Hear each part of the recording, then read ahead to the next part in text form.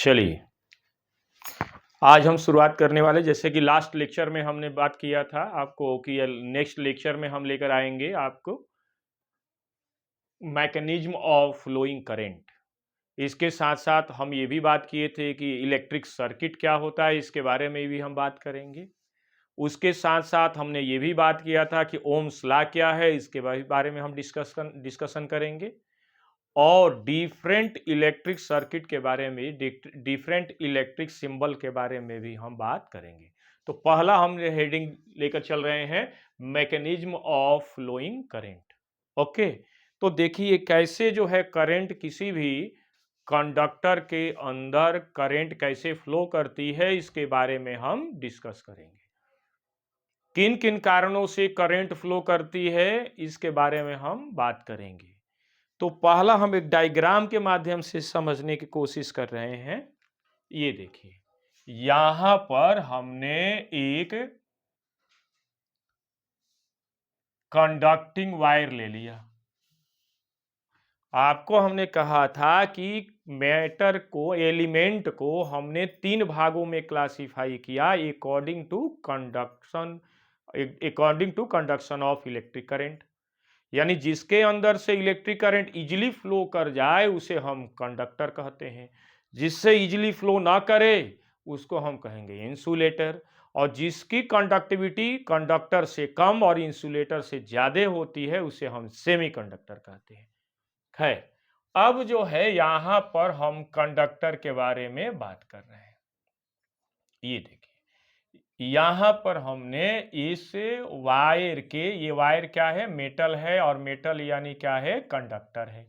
यहां पर V equal to क्या है, 0। ये देखिए, तो कोई भी कंडक्टर है वह एटम से या मॉलिक्यूल से मिलकर के बना होता है।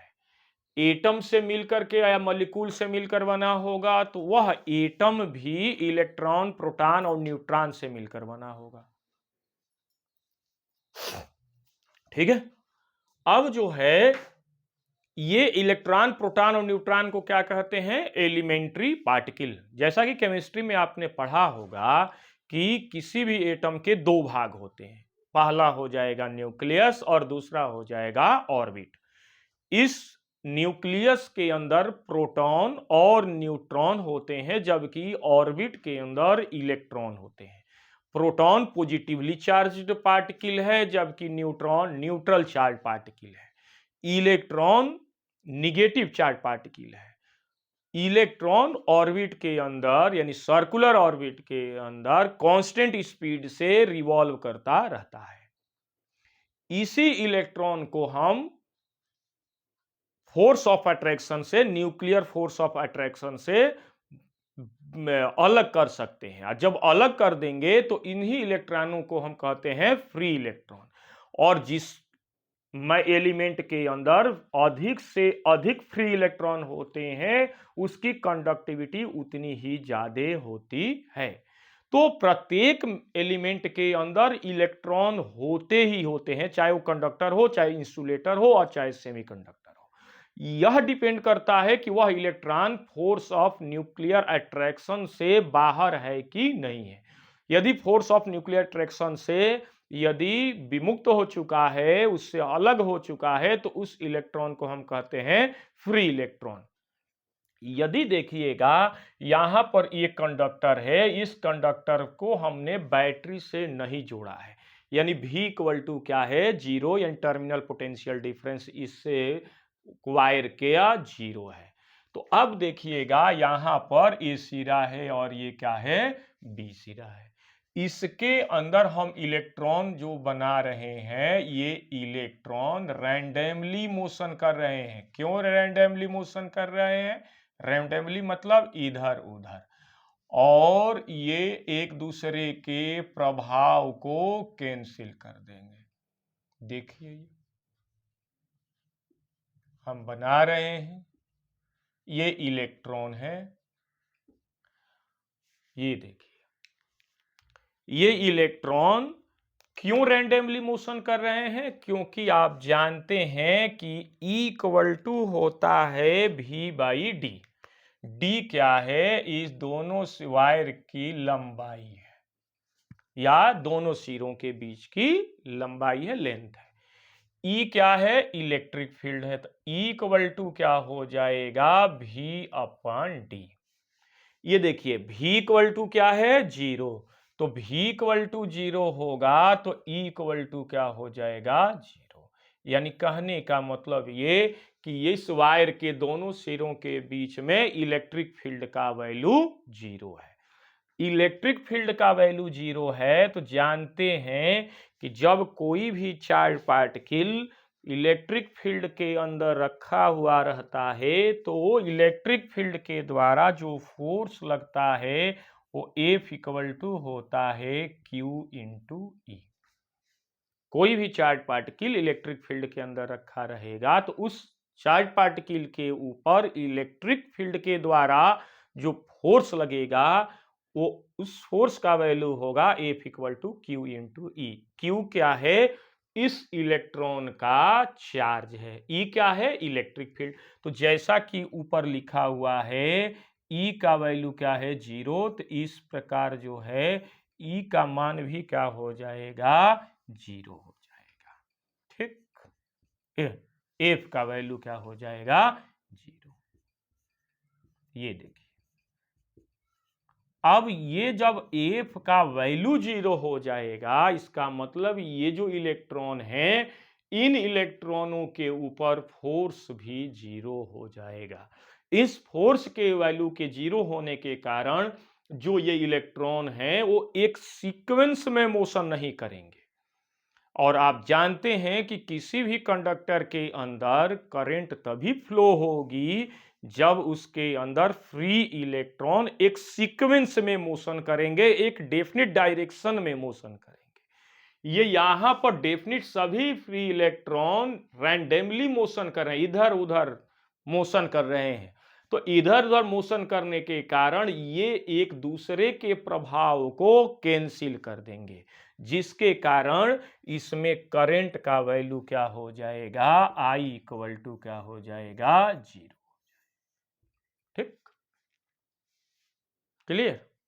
तो इस प्रकार जब किसी भी कंडक्टर के दोनों सिरों के बीच में बैटरी नहीं जुड़ी रहती है तो उसमें करंट का मान 0 इसी कारण से होता है। ये पहला मैकेनिज्म है फ्लोइंग ऑफ करंट के। दूसरा हम डायग्राम बना रहे हैं, ये देखिएगा दूसरा डायग्राम।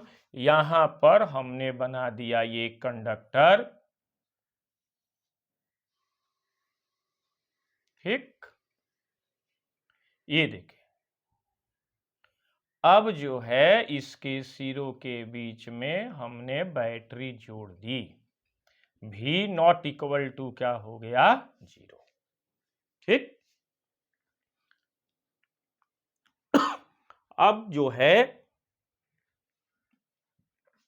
यहां पर ये जो फ्री इलेक्ट्रॉन है यहां पर ए है और ये बी है इंड। अब ये दोनों इंडों के बीच की डिस्टेंस क्या हो गई? डी। ये फ्री इलेक्ट्रॉन यहां देखें, ये फ्री इलेक्ट्रॉन इधर मोशन करेंगे। हम बताएंगे इस क्यों इस इधर मोशन कर रहे हैं।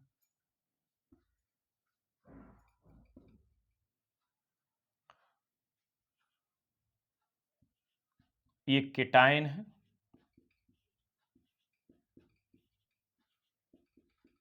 ये देखें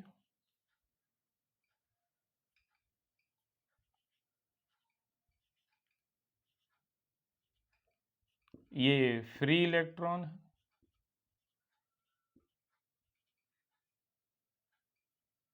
ये केटायन है।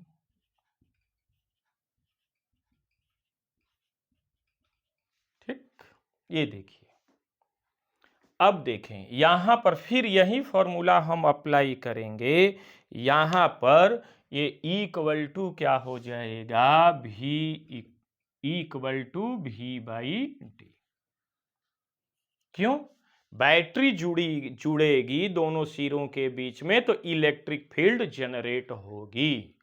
अब इलेक्ट्रिक फील्ड जनरेट होगी तो यहां पर जब V नॉट इक्वल टू 0 है तो ई भी क्या हो जाएगा, नॉट इक्वल टू 0। यानी इन दोनों सिरों के बीच में इलेक्ट्रिक फील्ड का वैल्यू 0 नहीं है। तो जब 0 नहीं है तो देख लीजिएगा F इक्वल टू होता है QE। जब इलेक्ट्रिक फील्ड होगा दोनों सिरों के बीच में तो इन्हीं दोनों सिरों के बीच में केटाइन भी हैं और एनाइन भी हैं। तो ये भी चार्ज पार्टिकल है, तो इस चार्ज पार्टिकल के ऊपर जो फोर्स लगेगा उसका वैल्यू हो जाएगा F इक्वल टू QE। जब E का वैल्यू 0 नहीं होगा तो F का भी वैल्यू क्या होगा, 0 नहीं होगा। और इस स्थिति में जब F का वैल्यू 0 नहीं होगा तो इस चार्ज पार्टिकल के ऊपर इलेक्ट्रिक फोर्स लगेगा, और ये इलेक्ट्रिक फोर्स की जो डायरेक्शन होगी कि एनायन के ऊपर फ्री इलेक्ट्रॉन के ऊपर निगेटिव टर्मिनल से पॉजिटिव टर्मिनल की तरफ। ये देखिएगा, ये निगेटिव टर्मिनल हो गया और ये पॉजिटिव टर्मिनल हो गया। तो इलेक्ट्रिक फोर्स इलेक्ट्रॉन के ऊपर, फ्री इलेक्ट्रॉन के ऊपर निगेटिव टर्मिनल से पॉजिटिव टर्मिनल की तरफ लगेगा, जबकि केटाइन के ऊपर पॉजिटिव टर्मिनल से निगेटिव टर्मिनल की तरफ इलेक्ट्रिक फोर्स लगेगा, जिसके कारण फ्री इलेक्ट्रॉन एक सीक्वेंस में मोशन करना स्टार्ट कर देते हैं। अब जिसके कारण इसमें करंट का वैल्यू भी क्या हो जाएगा, नॉट इक्वल टू 0। तो इसमें करंट जनरेट हो जाएगी। ये करंट की डायरेक्शन जो होगी I नॉट इक्वल टू 0, ये I नॉट इक्वल टू 0, यहां पर I इक्वल टू क्या था, 0 था। ठीक है, ओके। तो ये इस तरह से करंट क्या हो गई, जनरेट हो गई, I नॉट इक्वल टू 0। तो इसमें सबसे ज्यादा इंपॉर्टेंट क्या है, दोनों डायग्राम हमने बना दिया। इस डायग्राम के माध्यम से आप समझ सकते हैं कि करंट कैसे फ्लो करती है, यही मैकेनिज्म है। लेकिन इसमें दो चार पॉइंट जो है ज्यादा इंपॉर्टेंट है कि करंट की जो डायरेक्शन होती है वो किधर से किधर होती है, और करंट की जो डायरेक्शन होगी वह फ्री इलेक्ट्रॉन की डायरेक्शन में होगी या केटाइन की डायरेक्शन में होगी। तो जैसा कि डायग्राम दिखा रहा है कि हमेशा जो करंट की डायरेक्शन होगी वह फ्री इलेक्ट्रॉन के चलने के अपोजिट डायरेक्शन में होगी, और किसके डायरेक्शन में होगी, केटाइन के डायरेक्शन में होगी। तो current always flow in the direction of flowing of cation and opposite direction of flowing of free electron। इसके साथ साथ जो इलेक्ट्रॉन और केटाइन है वो किधर फ्लो करते हैं, तो ये ध्यान रखने वाली बात है कि ये जो इंड होगा वो हाई पोटेंशियल पर होगा और ये इंड जो वायर का होगा वह लो पोटेंशियल पर होगा। तो इस तरह से जो केटाइन होंगे वो हाई पोटेंशियल से लो पोटेंशियल की तरफ फ्लो करेंगे, और फ्री इलेक्ट्रॉन लो पोटेंशियल से हाई पोटेंशियल की तरफ फ्लो करेंगे। यही चार पॉइंट इस मैकेनिज्म में इंपॉर्टेंट है जो कि आपको याद रखना है। ठीक है, तो हम लिख रहे हैं इसको। ठीक है, तो लिख दें ताकि आप नोट्स में इसको कायदे से नोट कर लें। ठीक है, तो लिखते हैं, free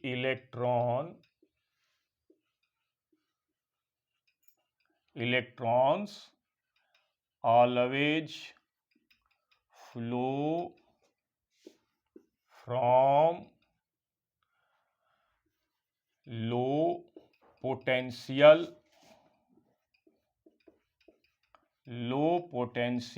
to high potential, and cation always flow from high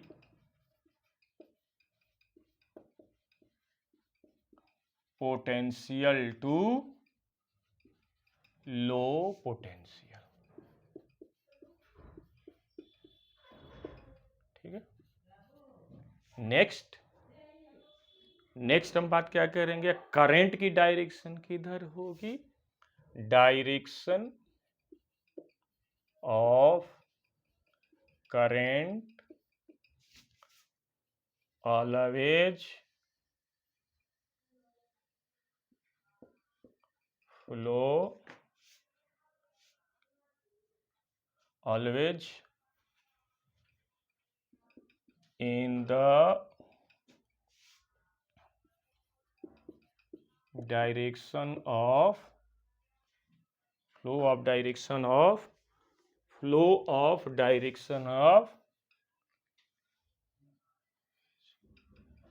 in the flow of direction of cation and opposite to the flow of anion, या हम क्या कहेंगे, फ्री इलेक्ट्रॉन। ठीक है। तो इस तरह से ये mechanism of flowing current complete होता है। ठीक है।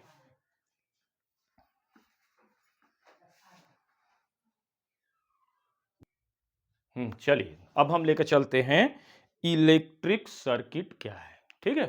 तो हम बात करते हैं इलेक्ट्रिक सर्किट का। हेडिंग बढ़िया से लिखना है, electric circuit.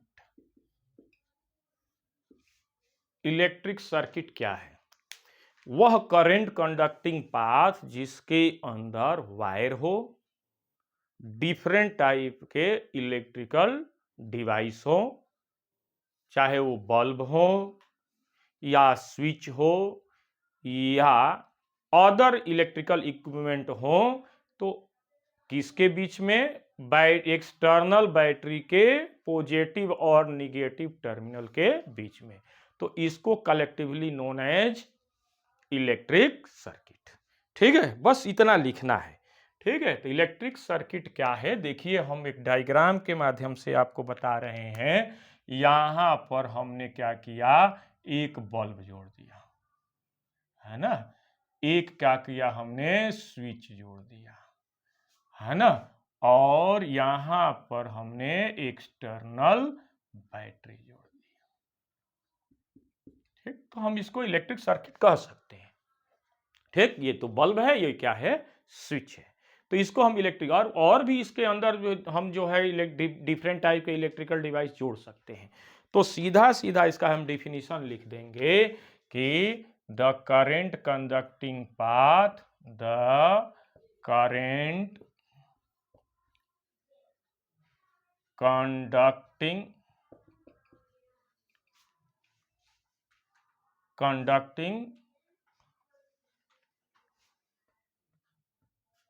conducting path in which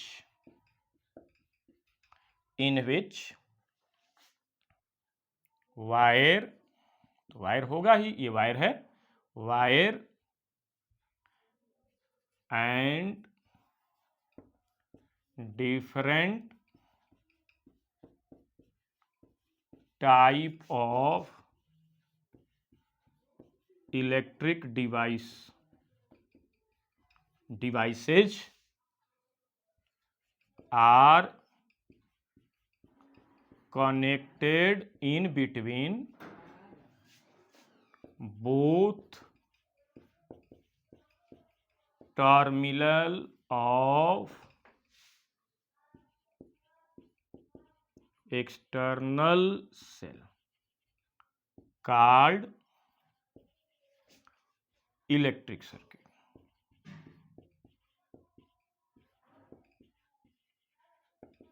ठीक है, क्लियर। ये ऐसा डायग्राम हम बना देंगे। ठीक है, अब इसके अंदर आगे हम बात करते हैं symbol, symbol of electrical component.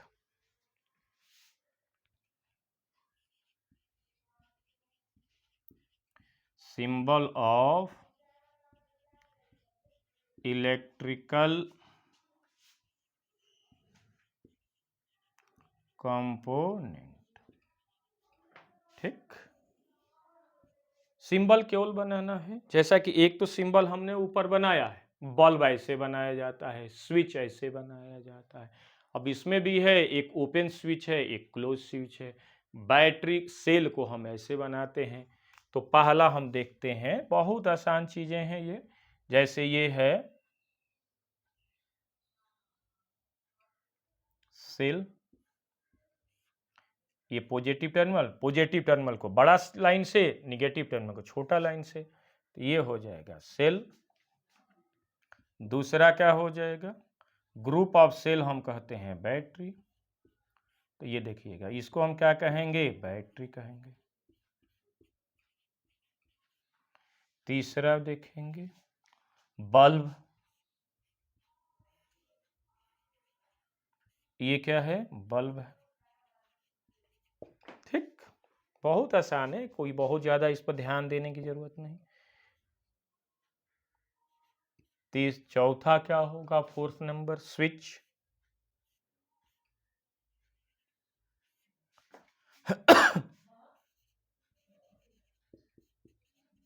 Switch, अब इसमें दो तरह के स्विच हमें बनाएंगे, इस बीच में इसके ये नहीं रहेगा। तो एक हो जाएगा यहां पर, या तो देखिए ऐसे भी स्विच बनता है,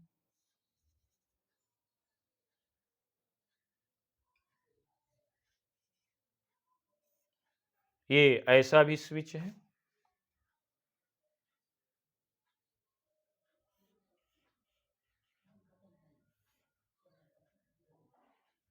ऐसा भी स्विच होगा। तो इस स्विच को हम क्या कहेंगे, ये स्विच है।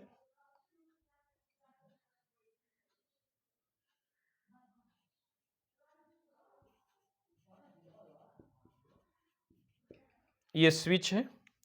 अब इस स्विच में जो है, ये जो है, इसको हम कहते हैं ऑफ, ओपन स्विच, चाहे ऑन स्विच इसको कहेंगे, इसको हम कहेंगे ऑफ स्विच या ओपन स्विच, OFF, ऑफ या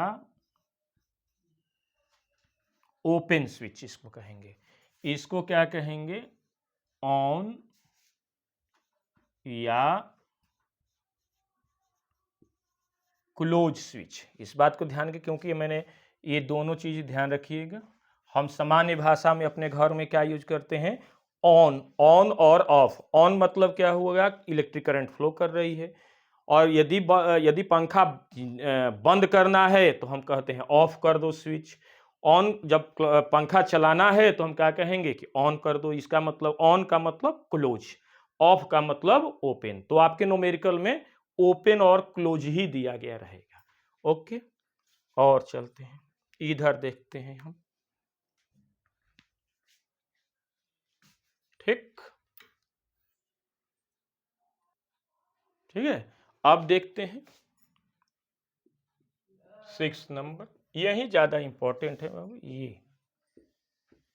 ठीक, देखिए आप यहां पर देखें, ये हो जाएगा, ऐसे दिया गया रहेगा तो इसको क्या कहेंगे, अमीटर कहते हैं। अमीटर कहेंगे। अमीटर क्या है, जैसा कि पहले हमने बात कर लिए हैं, अमीटर क्या है, एक ऐसा डिवाइस है जिसकी सहायता से हम इलेक्ट्रिक करंट को मेजर करते हैं। आगे हम बात करेंगे, क्यों छूटा हुआ ये टॉपिक। अमीटर, वोल्टमीटर तो हो चुका है, पोटेंशियोमीटर पर आ चुके हैं, वोल्ट अमीटर पर आ चुके हैं। अमीटर इसमें बताना है कि अमीटर क्या होता है और कैसे जुड़ता है इलेक्ट्रिक सर्किट के अंदर। छूटा हुआ है टॉपिक, आगे हम इसके बारे में बात करेंगे। अमीटर हो गया ये। ठीक, 7th नंबर, ये देखें,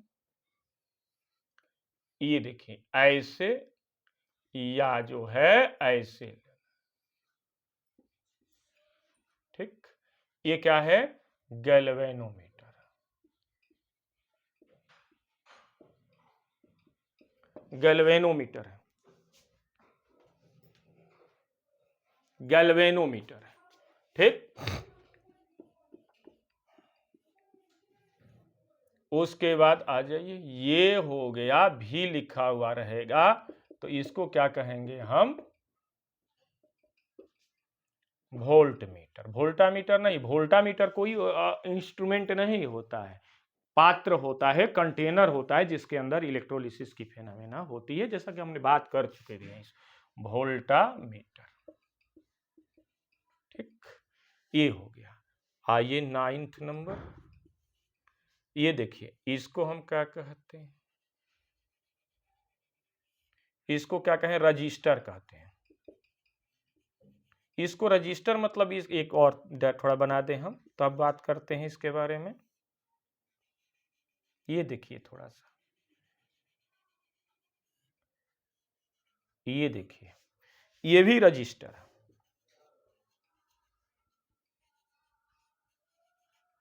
ये भी रजिस्टर, लेकिन ये क्या है? फिक्स्ड है, फिक्स्ड रजिस्टर है। ये क्या है? वेरिएबल रजिस्टर है। और इसी वेरिएबल रजिस्टर को हम क्या कहते हैं? रिहोस्टेट। इसको क्या कहते हैं हम? रिहोस्टेट। ये देखिए, ये तीर है, आगे पीछे इसको क्या कर सकते हैं? खसका सकते हैं। मूवेबल है, तो मूवेबल है तो आगे पीछे खसकाएंगे तो रजिस्टेंस का वैल्यू क्या होगा? कम या अधिक होगा। रजिस्टर और रजिस्टेंस, तो रजिस्टर के वैल्यू को ही क्या कहते हैं हम? रजिस्टेंस कहते हैं। तो इस तरह से ये भी टॉपिक कंप्लीट होता है। अब हम बात करते हैं नेक्स्ट टॉपिक के बारे में। ठीक है, तो ये जो है हम बात किए थे कि अमीटर के बारे में। ठीक है, तो अमीटर भी यहीं पर कंप्लीट करते हैं। चलिए, अब हम बात करते हैं अमीटर का।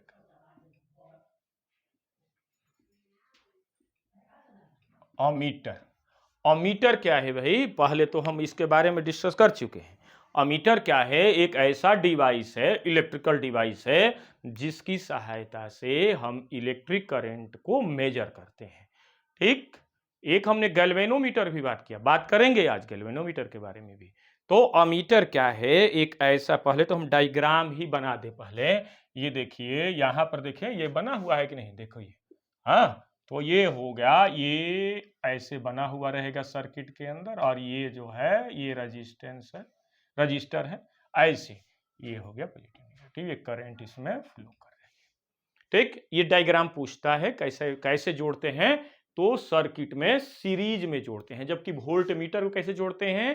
पैरेलल में जोड़ते हैं। किसी भी इलेक्ट्रिक सर्किट के किन्हीं दो पॉइंट के बीच में पैरेलल में जोड़ते हैं। इसको कैसे जोड़ते हैं? सीरीज में, इसको भी सीरीज में। इन दोनों में बेसिक डिफरेंस क्या है? अमीटर करंट को मापता है कि 2 एम्पियर है, 4 एम्पियर है कि 10 एम्पियर है, लेकिन गैल्वेनोमीटर क्या करता है? केवल डिटेक्ट करता है कि इलेक्ट्रिक सर्किट के अंदर करंट है कि नहीं है। करंट को केवल डिटेक्ट करता है, प्रेजेंस या ऑप्शंस को डिटेक्ट करता है, और ये अमाउंट बताता है कितनी करंट फ्लो कर रही है। ठीक, तो इस तरह से लिखेंगे। It is a electrical device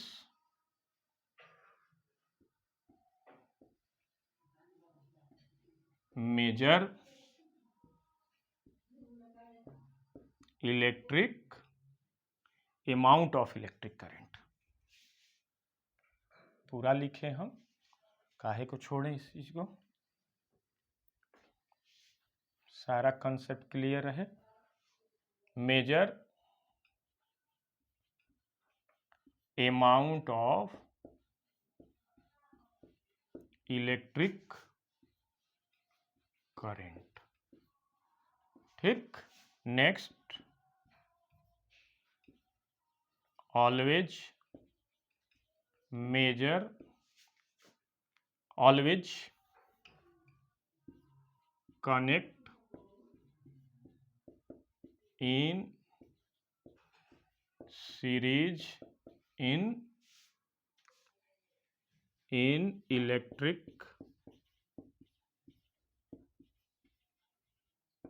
circuit have low resistance। ठीक, ये कंप्लीट हुआ। इसके बाद जो है एक छोटा सा टॉपिक इसको भी कंप्लीट कर दें इसके साथ, गैल्वेनोमीटर। गैल्वेनोमीटर ये भी है, इसका जो है इसके साथ ये आता है तो इसके बारे में बात कर ले। ये देखें गैल्वेनोमीटर ऐसे जुड़ा रहेगा,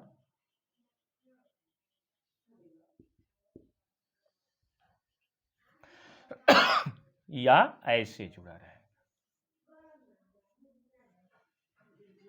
ऐसे इसका सिंबल बना हुआ रहेगा। ठीक ठीक, तो क्या है ये गैल्वेनोमीटर, देखते हैं इसके बारे में।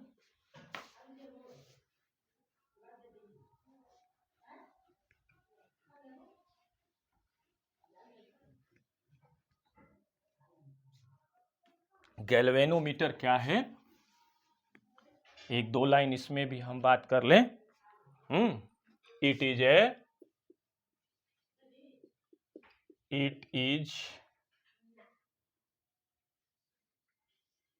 an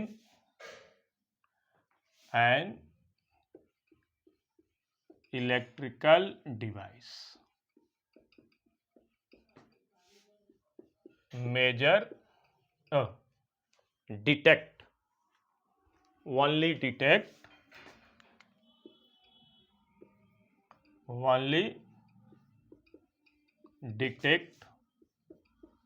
presence or absence of electric current in electric circuit।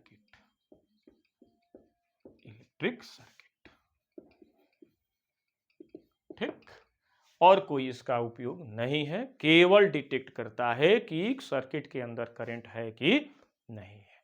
तो आज की क्लास यहीं पर समाप्त होती है। आप अच्छी तरह से नोट्स कंप्लीट करते चलें, नोट्स अपडेट करते चलें, और हमारे चैनल को सब्सक्राइब करें, लाइक करें, शेयर करें, ताकि अगला वीडियो आपको इजीली जो है मिले। Okay, thank you very much.